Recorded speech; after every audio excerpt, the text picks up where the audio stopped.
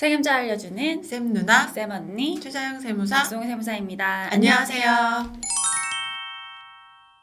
네, 12월이 곧 다가올 텐데요. 12월에 납부하는 세금 어떤 게 있을까요? 네, 요즘 뉴스에서 제일 많이 나오고 있고 뭐 대선 주자까지도 얘기하고 있는 종합부동산세가 가장 주요한 관심사가 아닐까 싶습니다. 네, 특히 이번에 날라오는 이 종부세 고지서는 바뀐 내용도 많고 바뀐 내용들이 처음 적용되는 해잖아요. 네, 지난 한 2, 3년 동안 종부세를 올린다, 아니다, 뭐 과표를 현실화시킨다, 기준시가가 올라간다, 뭐 등등등 여러 가지 이슈가 많았었는데 네, 이런 것들이 직접적으로 완벽하게 반영된 게 이번이 첫 해라고 볼 수 있을 것 같아요. 네, 어떤 분들은 정말 이렇게 종부세가 이제 많이 나올까 걱정하시는 분들도 계실 거고, 오늘 이제 12월 종부세 고지서가 날라오면 어떤 것들을 확인해야 되는지 살펴보도록 하겠습니다.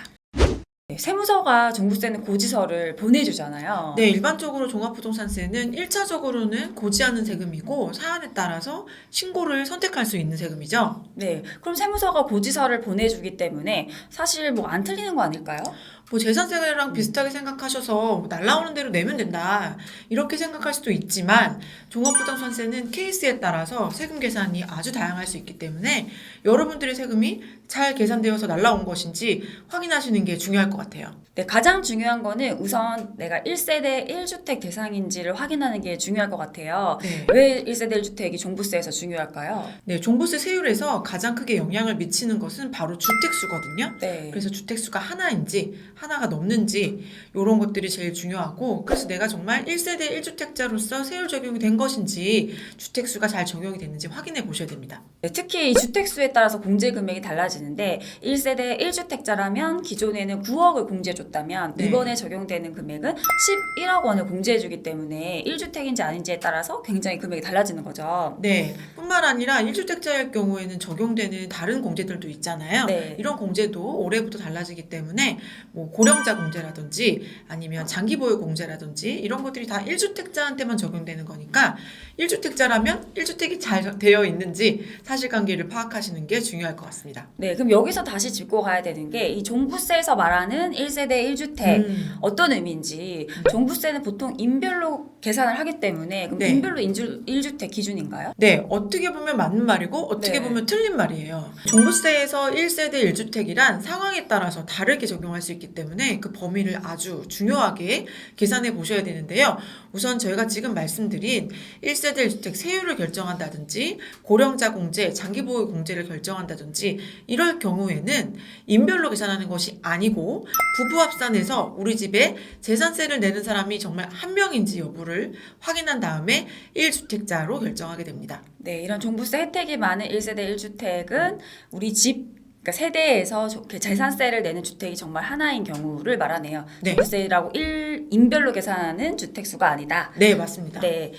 근데 이제 주택수가 한 채인데 이게 언제 기준일까요? 지금 시점에 저는 2주택인데 그래도 네. 1주택으로 종부세에서 카운트가 되는 건지 네. 특이한 사안이 어떤 게 있을까요? 네, 당연히 날짜를 정해서 기준일자가 필요할 것 같아요. 혼돈이 있으면 안 되니까요. 그래서 종합부동산세는 재산세와 마찬가지로 매년 6월 1일자 사실상 주택을 소유한 사람, 사실상 부동산을 소유한 사람을 기준으로 해서 과세를 하게 됩니다. 네, 그렇기 때문에 만약에 6월 1일 이후에 주택을 추가로 취득해서 현재 12월 현재는 2주택이라고 하더라도 1세대 1주택이라면 또 1주택이라면 그 주택수에 맞게 세금이 고지되는 게 맞고요. 네. 그리고 또 양도세에서 주는 그런 특례들 있잖아요. 그게 네. 종부세에도 해당되는 것들이 있죠. 네, 있습니다. 어쩔 수 없이 2주택이 될 수밖에 없는 경우가 있는데요.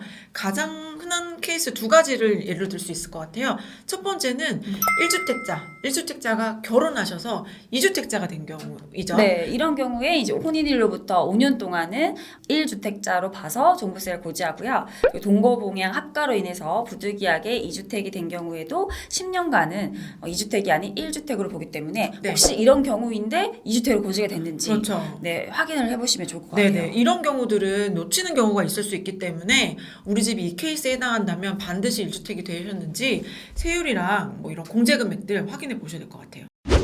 네, 계속해서 저희가 이제 종부세는 주택수가 중요하다라고 했는데 근데 종부세에서 이제 집이 2주택인데 2주택인데 하나를 임대주택으로 등록하게 되면 또 1주택인 거잖아요. 네, 이런 경우를 합산배제할 수 있는 합산배제 주택이라고 하는데요.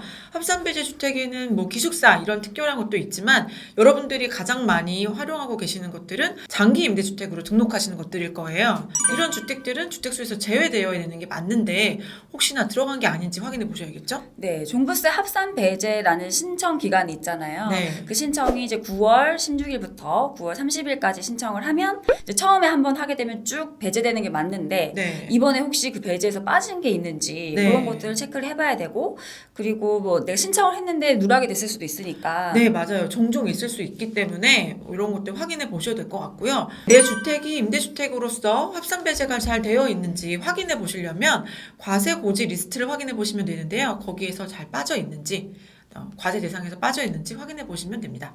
네, 부부가 만약 공동명의로 1주택을 가지고 있다면 한 가지 더 체크할 사안이 있죠? 네, 있습니다. 첫 번째는 이전과 동일하게 6억, 6억, 총 12억을 공제를 받는 걸 선택할 수가 있고요. 두 번째는 공제는 합산해서 11억을 받되 1주택자처럼 다른 공제를 받을 수 있습니다. 뭐 장기보유 공제라든지 고령자 공제라든지 이렇게 선택하실 수가 있는 걸로 바뀌었어요. 네, 과거에는 이제 6억, 12억이 이미 공제가 되기 때문에 이것만으로도 종부세가 안 나오니까 이게 더 절세 효과가 있다. 이런 게 트렌드였는데요. 이제 집값이 오르기도 하고 이런 것 때문에 이제 오히려 불리해진 상황이 생기면서 네. 이거를 해소해주기 위해서 선택할 수 있는 옵션을 준 거죠. 네, 공제 금액이 11억이니까 사실 12억보다는 1억이 작긴 하지만 그렇지만 고령자 공제나 장기보유 공제를 많이 받을 수 있기 때문에 상황에 따라서는 각각 6억, 6억, 12억 받으시는 것보다 훨씬 유리해질 수 있거든요. 네, 네. 연세가 좀 많은 만 65세가 넘었거나 주택을 5년 이상 보유한 공동명의 1주택자라면 이게 더 선택하는 게 유리할 거고요. 신청은 이미 받긴 했죠. 네, 9월 30일까지 합산배제 신고와 마찬가지 기간에 선택을 이미 끝났는데요. 그렇지만 이미 끝났다고 더 이상 못 하나요? 네, 부부 공동명의 이 선택사항도 합산배제랑 같은 신고 기간에 신청을 이미 끝났지만 이제 지금이라도 12월에 다시 신청하실 수가 있습니다. 네, 12월에 신청해서 유리한 방향으로 하실 수 있으니까요. 지금 저희 영상을 보시는 분들이라면 아직까지 결정하지 못하셨다면 결정하셔서 신청하시면 좋을 것 같네요. 네. 네, 이렇게 종부세 고지서를 받고 이제 오류가 있는지 없는지 막 꼼꼼히 살펴봤더니 뭐 합산 배제가 안 된 것이 있다거나 네. 바꾸고 싶다거나 이랬을 때 방법이 있을까요? 네, 있습니다. 네, 우선은 고지서에 보면 담당자 연락처가 있을 거예요. 물론 지금 종부세 때문에 세무서가 너무너무 바쁠 거라 연락이 잘 될지 모르겠지만 연락이 가능하시다면 전화를 해서 상황을 설명하셔서 이게 누가 봐도 세무서의 실수라고 하면 그러면 아마 담당자가 고지서를 변경해 줄 가능성도 있거든요. 네, 그러니까 우선은 그렇게 한번 시도를 해보시고요. 이게 안 된다고 하면 다시 신고하시는 방법도 있고요. 12월 15일까지 여러분들이 개별적으로 신고해서 납부하시는 방법이 있고요. 이의 신청을 제기해야 되는데요. 고지서를 받은 날로부터 90일 이내에 세무서에 이의 제기를 하셔야 되는데 이 기간 90일이 지나면 구제받기가 어렵게 되기 때문에 꼭 확인하시고 좀 억울한 게 있다라고 하시면 신청을 하셔야 될 것 같아요. 네, 종부세 대상자분들의 경우에는 올해 고지서가 곧 있으면 이제 도착을 하고 아마 깜짝깜짝 놀라시는 분들도 계시고 아, 잘 준비했다, 괜찮다, 선방했다 이러시는 분들도 계실 것 같은데요. 어쨌든 여러분들이 납부하실 세금이니까 잘 확인하시는 게 중요할 것 같네요. 네, 그럼 지금까지 세금자 알려주는 쌤 누나, 쌤 언니였습니다. 안녕.